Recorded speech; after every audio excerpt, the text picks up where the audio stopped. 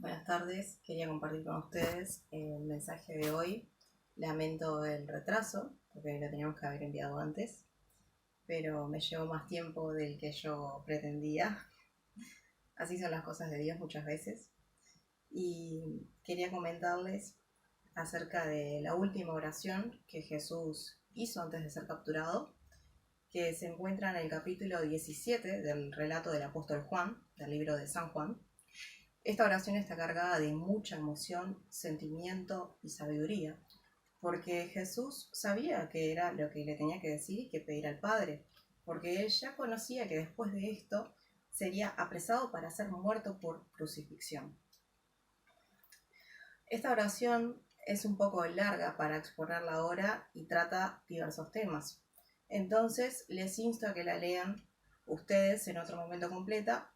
Por ahora nos vamos a enfocar en una porción de ella, que abarca 3 de los temas más importantes del cristianismo y un tema en particular que Jesús lo repite en varias ocasiones, que es conocer al único Dios verdadero.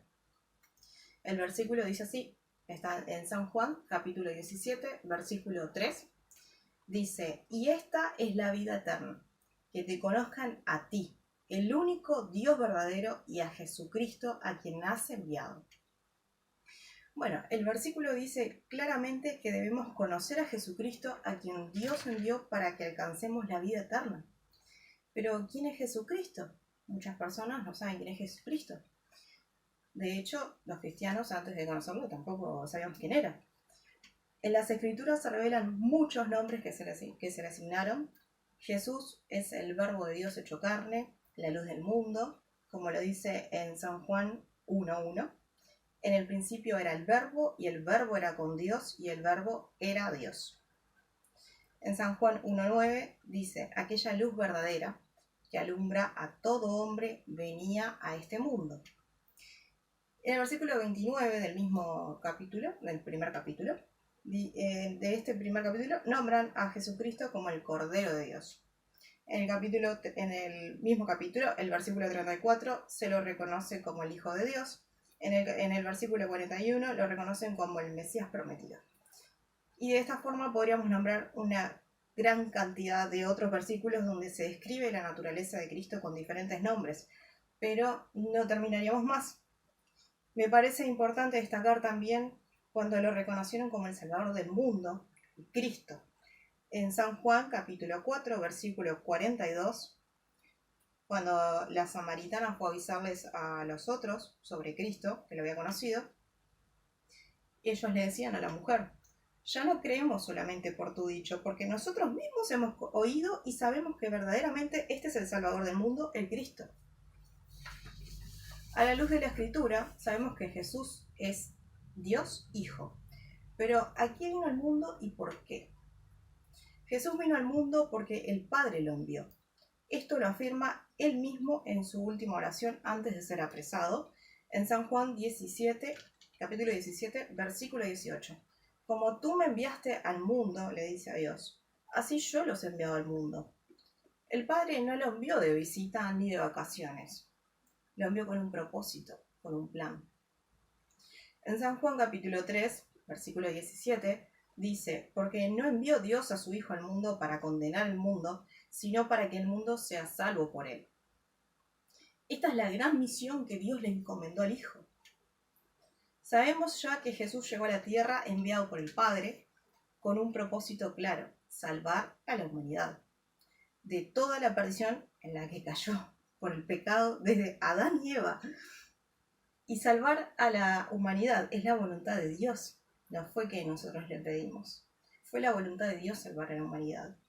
Y su Hijo, Jesús, vino a cumplir su voluntad, como dice en San Juan, capítulo 6, versículo 38, porque he descendido del cielo no para hacer mi voluntad, sino la voluntad del que me envió. Nadie menos que el Hijo de Dios tuvo que ser enviado para lograr salvar a la humanidad. Pero, ¿cómo fue posible esto con toda la maldad que hubo, que hay y que habrá? La respuesta la tenemos en San Juan 3, capítulo 3, versículo 16. Porque de tal manera amó Dios al mundo que ha dado su Hijo unigénito, para que todo aquel que en él cree no se pierda, mas tenga vida eterna. El Padre amó en tal magnitud a la humanidad, que era su creación, somos su creación, que no quiso perderla, pero para que no se pierda tuvo que pagar un alto costo, entregar a su único Hijo al mundo para que conocieran al Padre por medio del Hijo y creyesen en él. Así se podían salvar y acceder a la vida eterna. Es decir que conocer y creer en Jesucristo es el requisito número 1 para ser salvo de la muerte. Lo que nos lleva al siguiente punto. Recordamos el versículo de Juan 17:3, y esta es la vida eterna, que te conozcan a ti, el único Dios verdadero, y a Jesucristo a quien has enviado. Vida. ¿A qué hace referencia la palabra vida? El término hace referencia desde la biología a la capacidad de las especies de organizarse, metabolizar, crecer, responder a estímulos externos, reproducirse y morir. Es decir, que biológicamente hablando, todos tenemos una fecha de caducidad a la cual pereceremos. Pero no vivimos pensando en cuándo vamos a morir. Es como si nos olvidáramos día a día de que ya no vamos a estar más algún día. Los que han leído Génesis sabrán que en el principio no era así. Dios, cuando creó a Adán y a Eva como inmortales, ellos no podían morir, tenían vida eterna, eran inmortales, hasta que decidieron desobedecer a Dios, cayendo en el pecado, siendo que Dios les había advertido que si desobedecían iban a morir. Cuando entró el pecado en ellos, así también entró la muerte para ellos y todas las generaciones siguientes hasta el día de hoy. Romanos capítulo 5, versículo 18 dice: así que, como por la transgresión de uno vino la condenación a todos los hombres, Adán, de la misma manera por la justicia de uno, Jesucristo, vino a todos los hombres la justificación de vida. Gracias a Dios por la justicia divina que nos dio. Gracias a Dios podemos volver a tener vida eterna. Gracias a Dios ya no moriremos para siempre. Esta justicia divina es creer en el Verbo de Dios, para que los hombres conozcan y le crean a Dios. En San Juan 12, capítulo 12, versículo 44 dice: Jesús clamó y dijo: el que cree en mí, no cree en mí, sino en el que me envió. Creyendo en Jesús, también creemos en el Padre, Jehová Dios.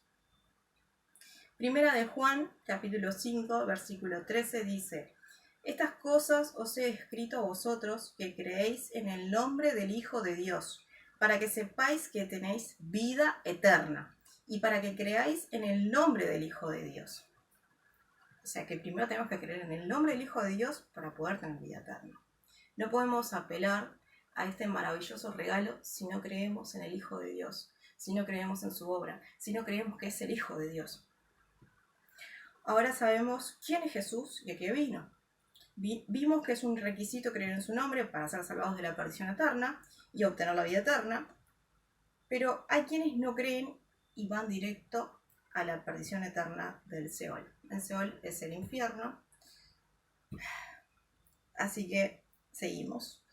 En el libro de San Juan también, capítulo 3, versículo 36, dice: el que cree en el Hijo tiene vida eterna.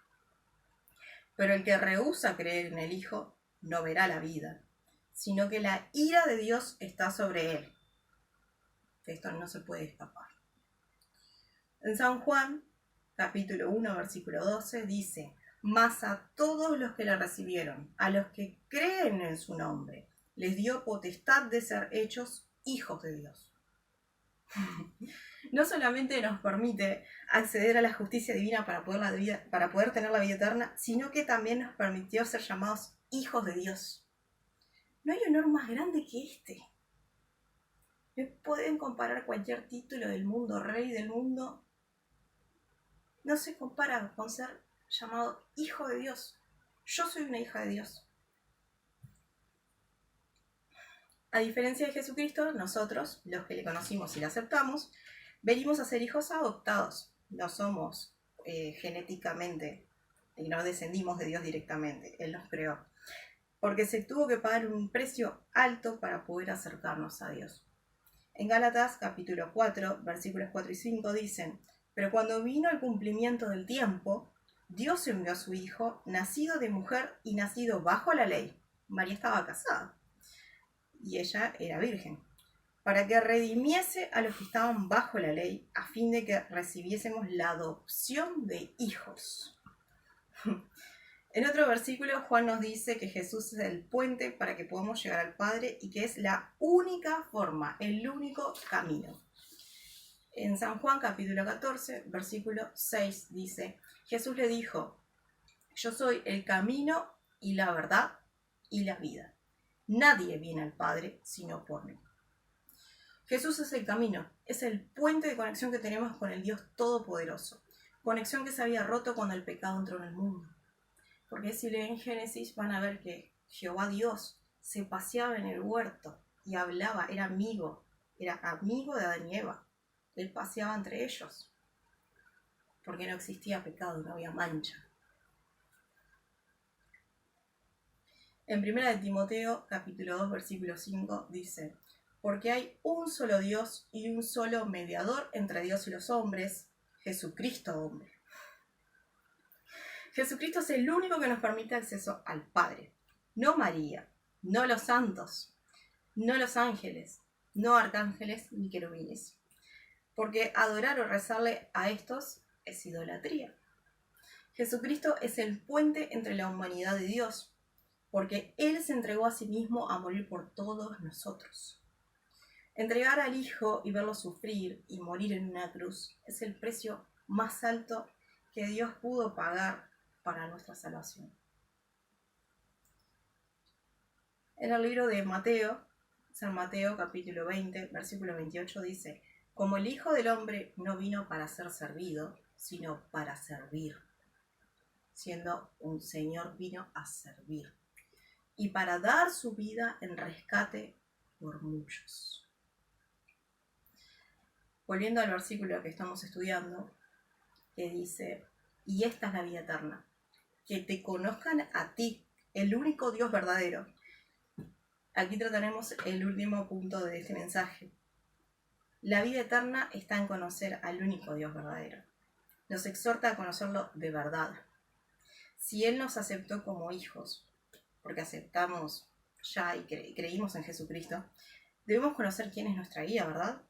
Quién es que nos marca el camino a seguir. Porque ¿cómo podemos confiar en alguien que no conocemos? ¿Cómo podemos seguirle? Y esta promesa de vida eterna, junto con la petición que hizo Cristo antes de ser apresado, está íntima y estrechamente ligada al primer mandamiento, que se cita en Deuteronomio, capítulo 6, versículo 5. Y amarás a Jehová tu Dios de todo tu corazón y de toda tu alma y con todas tus fuerzas. Es el primer mandamiento de las tablas de Moisés, el primer mandamiento que Dios le había revelado y el más importante, porque el resto de los mandamientos se desprenden de este. Porque si cumplimos los mandamientos: no matarás, no hurtarás, no adulterarás, no darás falso testimonio, etc., pero no cumplimos el primero y esencial, ¿de qué aprovecha? Ciertamente en vano es, porque seríamos simples mortales religiosos que no conocemos a Dios. Esto me hace recordar del dicho: el que no conoce a Dios a cualquier santo le reza. Si bien no es una cita bíblica y es solamente un dicho coloquial que se usa en otros aspectos, podemos encontrar muchos versículos bíblicos que nos exhortan a orarle solo a Dios y a adorarle solo a Él. San Juan capítulo 1, versículos 10 y 11 dice: en el mundo estaba y el mundo por Él fue hecho, pero el mundo no le conoció. A lo suyo vino y los suyos no le recibieron. No solo que el mundo no le conoció cuando Jesús vino, sino que también lo aborreció. ¿Sí? El mundo aborreció a Dios, como hoy en día sigue pasando. ¿Y por qué causa la humanidad puede aborrecer a Dios, que es nuestro creador? La respuesta a esto está en el libro de Juan también.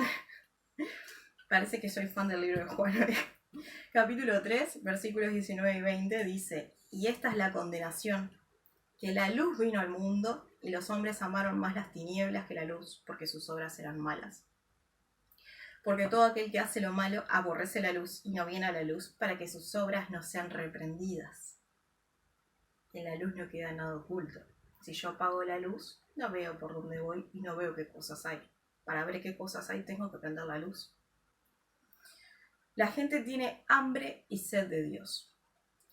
Hambre y sed de esperanza, de sabiduría, de amor, necesidad de un propósito, de un sentido y una dirección que seguir.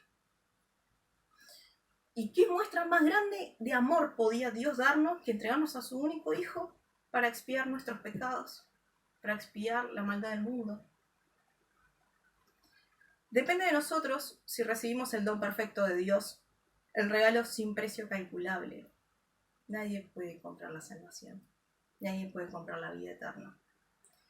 Si creemos en Jesucristo y le aceptamos en nuestra vida como Salvador personal para conocer al Padre y obtener la vida eterna, o si seguimos en nuestro camino vano y efímero hacia la perdición eterna. En 1 de Juan, capítulo 3, versículo 1, dice: mirad cuál amor nos ha dado el Padre para que seamos llamados hijos de Dios. Por esto el mundo no nos conoce, porque no le conoció a Él.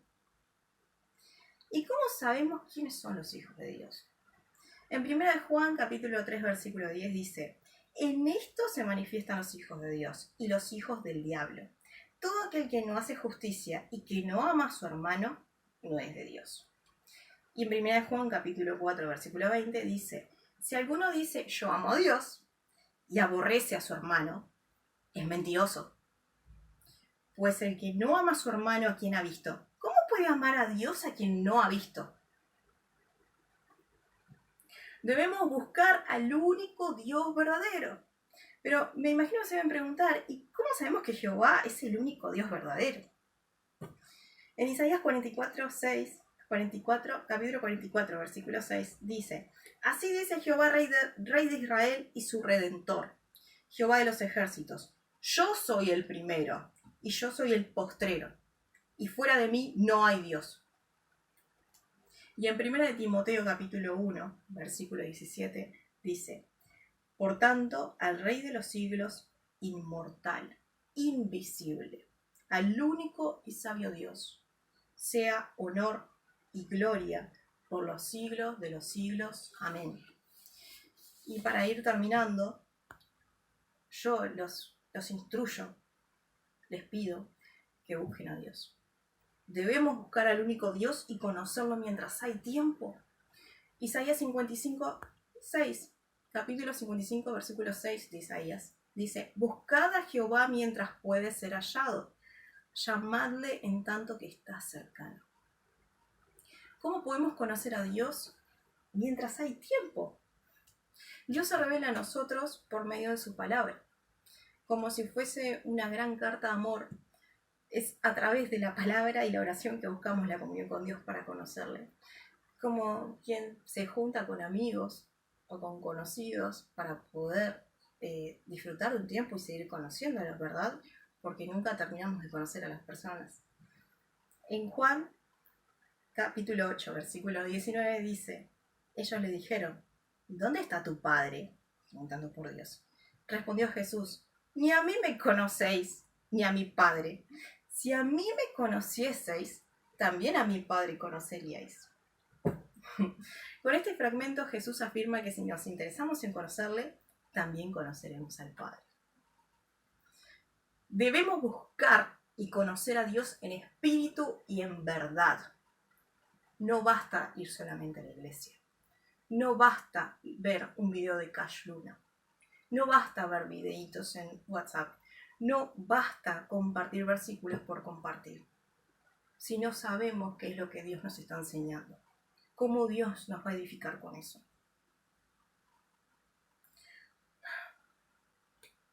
Debemos buscar y conocer a Dios si queremos librarnos de la perdición eterna,